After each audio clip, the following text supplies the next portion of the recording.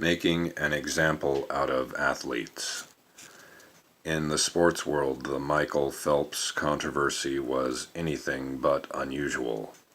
While his indulgence may have generated more headlines than the actions of a lesser-known sports star would have, it was certainly not the first time a successful athlete had been raked over the coals for allegedly using marijuana. In fact, as we noted earlier, Phelps was not even the only athlete to generate pot-related headlines on Super Bowl Sunday 2009. Just 4 months prior to the big game, Pittsburgh Steelers wide receiver Santonio Holmes, who scored the game-winning touchdown and was named Most Valuable Player, had been deactivated by his team and fined $10,000 after he was arrested for having a small amount of marijuana in his car.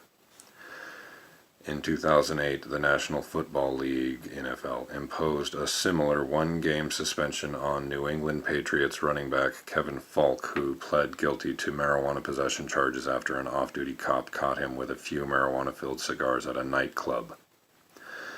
He also lost 2 game checks as a result of his off-the-field indiscretion. In all, Falk's financial punishment for this minor act of possession was approximately $300,000. More famously, after failing repeated NFL-mandated drug tests for pot, Miami Dolphins All-Pro running back Ricky Williams announced his decision to retire from football, albeit temporarily, rather than participate in a league that prohibited his off-field use of marijuana. Williams stated that he used cannabis therapeutically to treat symptoms of social anxiety. The star athlete faced a virtual non-stop torrent of public and media criticism for his decision. Of course, had he just gone along with the status quo and consumed alcohol when he wished to relax, like all of the good NFL players do, there would have been no disciplinary action, no media outcry, and no reason for the All-Pro running back to have even considered retirement.